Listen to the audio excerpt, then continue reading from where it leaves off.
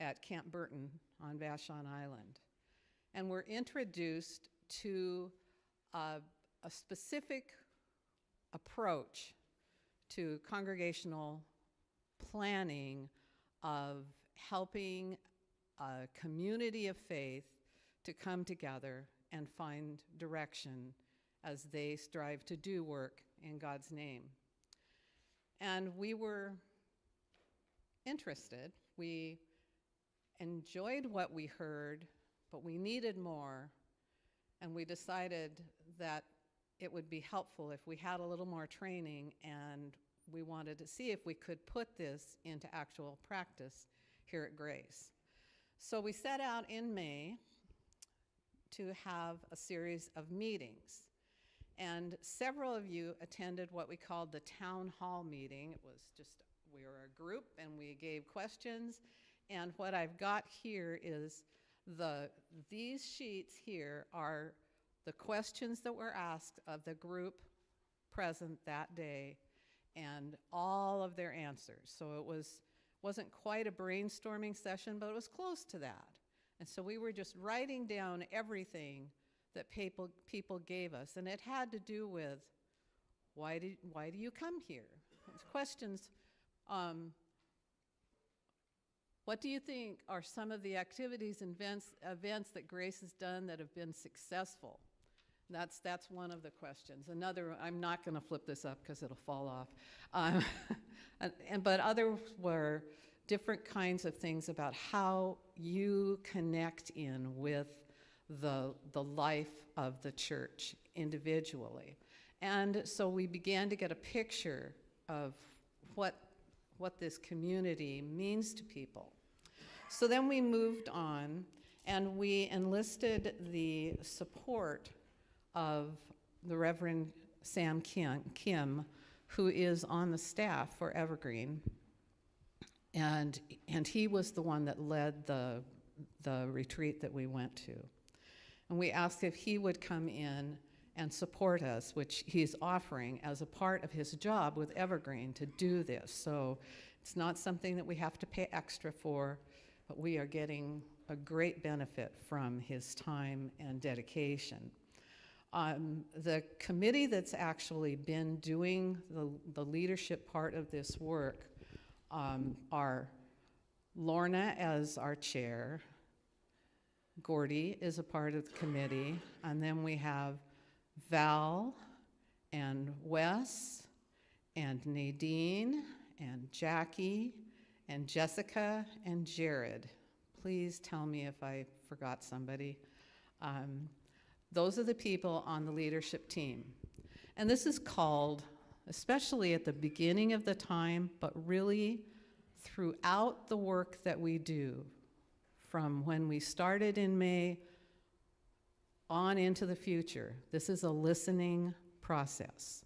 This is about listening to each other and really hearing what it is that's important to you in your walk of faith and in your connection with this community of faith. So we are listening, and we will keep listening, and we will always want to be a part of this community together moving forward. So even though you've got this group of people that are having the discussions, it's all because of your input. So the result of the May meeting, there it goes, okay, we're done with that part. The result of that May meeting and the small group and one-on-one meetings that we had through the summer was a lot of input. And actually, we have all of the answers given at all of those meetings compiled into one document. And if anybody wants to have a copy of that document that isn't on the leadership team, you are welcome to it, and talk to Nadine. She'll make a copy for you. We'll probably have a few available next Sunday so that if you want to just grab one then and take it home and look at it. It's very informative. So that particular day, we came in and we were asked by I'm sorry, that particular day, last Saturday, we had a meeting with Reverend Kim. We were here all day practically. And we came in, and the first thing he asked us to do, each of us was asked to select 3 things out of this. It's a 5-page document of 6-page document of ideas that people shared. We needed to each pick 3, 3 ideas that we really connected with and we really felt stood out. So we each had our particular color of Post-it, and we put our 3 up on here. And then Reverend Kim started, grouping them, because of course there were some consistent commonalities that people had spoken to of things about the church that really touched them. So those commonalities began to come out as we started looking at these things. And so then from that, we narrowed it down to 5 areas.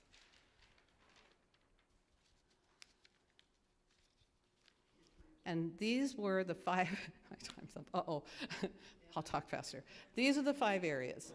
The 5 areas are prayer, music, the community and fellowship that we share, the building that we have, our acceptance and hospitality, our worship service. And it's interesting, these, even though they are linked solidly, they both were listed separately. So worship service and that we are a Christ-centered church. Out of those, we boiled it down into these 3 subject areas: the community and the hospitality that we share here, our worship service and the music, and our Christ-centered spirituality here at Grace are things that are important, we feel, to just, I believe that it's a majority, if it's not everybody, who is here at Grace. These are the things that really stood out. So the goal in this effort was to find one idea that would create a project that could start small and grow, and that it would become something that we could do on a regular basis, but not too often to tax the time and efforts of people. But it could possibly really be a growth point for our church. And so we went through and we did a brainstorming session. He calls it ideating, so your ideas. And we had many ideas that came out of this group that were focusing on these 3 areas. And then once again, Reverend Kim went through and he grouped the ideas, and we have a couple of pages of ideas, but we're just putting one of them up. Grouped the ideas based on subject matter, and the thing that came out high was some sort of coffee night, some kind of worship service. Those were the 2 things that were really sounded like there were a lot of people that were thinking in that vein. And so we have a proposal for you, and I'm going to turn it over to Wes. I don't read the proposal. Well, I thought that. No, that's fine. So what we just tried to do was we came up with this idea of how do we link a night on Friday night, how do we link a community kind of activity that is inviting to the community along with a worship service. So we just threw out some dates. In the first go round, we thought, well, we'll do something on a Friday night, the 27th of October. Well, that didn't really fly because that's really Halloween and a couple of other things going on that weekend. So we decided that we would move it, and we're going to do it in November. in the middle of the month in November. And we will link that to the Sunday service. Where we've traditionally done is on the Sunday before Thanksgiving, we've invited people to have Thanksgiving dinner here at church. So we will make that a special Sunday on the, the week before Thanksgiving, and link that with our Friday night late in October, or the beginning of November, so that we can have some advertisements, we can have some flyers out, we can have some people, we have the opportunity to invite somebody to a special service that's a little bit different and more welcoming. Now the team that would put together we're not trying to load any one team up, we're trying to use the existing things. Traditionally, the congregational care team has put together the dinner, and of course we have a worship team that puts together a service. So we're asking the worship team to kind of be involved in this and design and create a service that's a little bit different and a little bit more welcoming. So.